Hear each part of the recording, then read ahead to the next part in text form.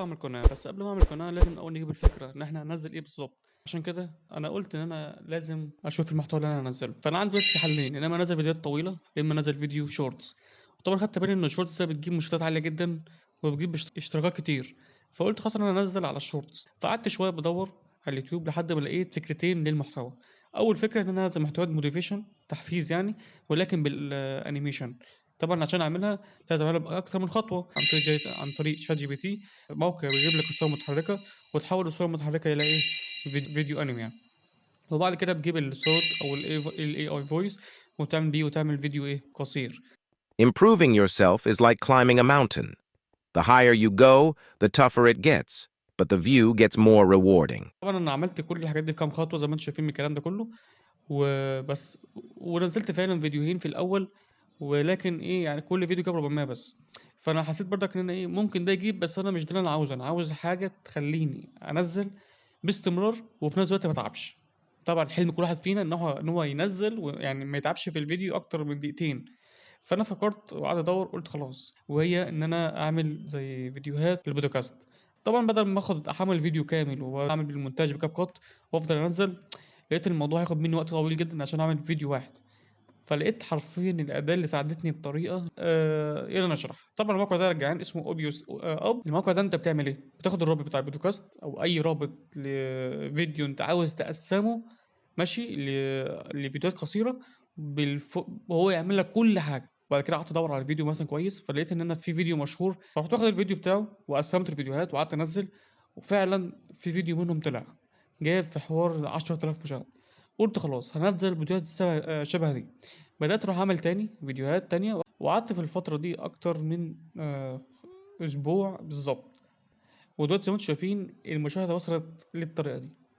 طبعًا دي كان بداية، ده طبعًا كان حماس، لإن طبعًا أنا ولا باتعب في الفيديو ولا باعمل أي حاجة. أنا كل اللي باعمله إن أنا بس باخد الفيديو أحمّله زي ما هو، أحطّه. وكنت بانزّل فيديو واحد يوميًا، يعني مش مثلًا فيديوهين 3، فيديو واحد يوميًا لإن أنا كنت مشغول ساعتها يعني.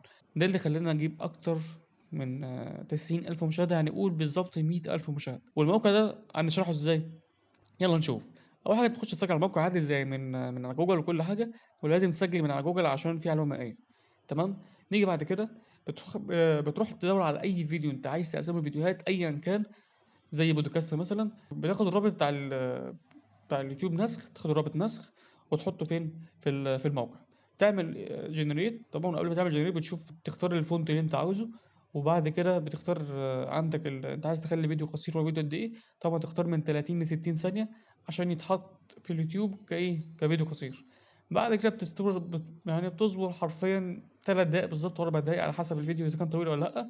وبعد كده بيعمل لك أكتر من 50 فيديو، يعني حرفيًا ممكن يعمل لك أكتر من 100 فيديو لو الفيديو طويل. وزي ما أنتم شايفين بعد ما قعدنا شوية قسّم لي كل جزء من الفيديو بطريقة معيّنة. وكمان شاف الكلام اللي هو في الفيديو فعمل لي عنوان مناسب للفيديو، وعمل لي كلمات مفتاحية. وحرفيا الSEO ده يا جدعان لو أنتم عارفين إن هو أكتر حاجة مهمة جدًا في اليوتيوب لازم تتعلموها، وهي الكلمات المفتاحية عشان الفيديوهات تطلع بسرعة. فهو عاملها على الجاهز، وكمان عامل لي مونتاج. I heard you guys talking about autoplay on YouTube, and I've Yes. never considered it. I've always thought about the thumbnail, but now on YouTube, videos automatically play. Of course. So before you film a video, what is the thumbnail? What is the video? And then what's the first 5 seconds? And then what's the first 30 seconds? You know, by the first Yeah. 5 seconds, it's like goes so hardcore. 100%. Is now even more important than it ever used to be. لو أنتم واخدين بالكم، لو في مثلًا 2 بيكلموا بعض ممكن يقسّم لي الفيديو نصين عشان ده يكلم وده يتكلم ويظهر الاتنين في نفس الفيديو.